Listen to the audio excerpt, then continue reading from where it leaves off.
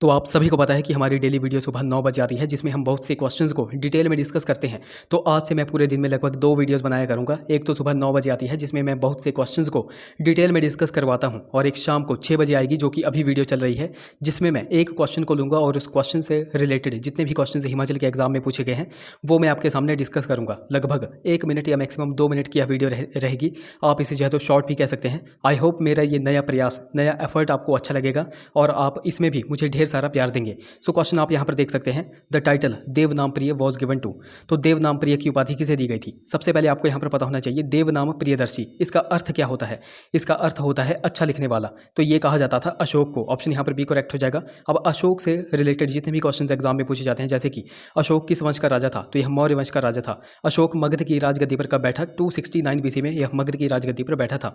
अशोक ने कलिंग पर आक्रमण किया था 261 बीसी में। अशोक के टोटल शिलालेखों की संख्या कितनी थी? तो वो थी 14, और इन 14 में पहले शिलालेख में जो है तो पशुबलि की निंदा की बात कही गई है। अशोक के 5वें शिलालेख में जो है तो धम्म महामात्रों की नियुक्ति की बात कही गई है। अशोक के 12वें शिलालेख में स्त्री महामात्रों की नियुक्ति की बात कही गई है। अशोक के 13वें शिलालेख में कलिंग युद्ध की चर्चा की गई है, जबकि अशोक के 14वें नंबर के शिलालेख में धम्म नीति और शासन सिद्धांत के बारे में बताया गया है। अशोक के शिलालेखों की खोज किसने की थी? तो वो की थी पादरेटी फैंथेलर ने, और कब की थी? 1750 में। उसके बाद आपसे पूछा जाता है कि अशोक के लघु अभिलेखों की संख्या कितनी थी? तो वो थी 7, और इन 7 में एक अभिलेख है जिसका नाम है कौशंबी अभिलेख।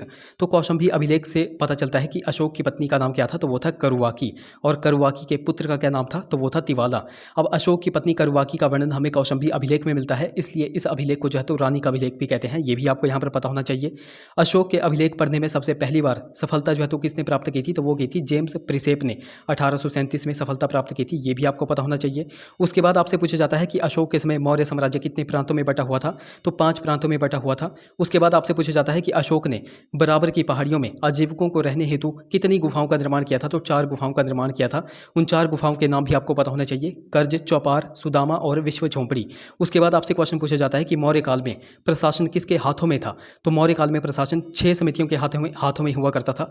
प्रत्येक समिति में 5 सदस्य हुआ करते थे, यानी कि आप कह सकते हैं कि टोटल 6 × 5 आप करोगे तो टोटल जो है तो 30 सदस्य हुआ करते थे। तो ये इंपॉर्टेंट क्वेश्चंस मैंने आपको यहाँ पर बताए। वीडियो इन्फॉर्मेटिव लगा हो तो वीडियो को लाइक और चैनल को सब्सक्राइब तथा बेल आइकन को प्रेस करना बिल्कुल ही ना भूलें।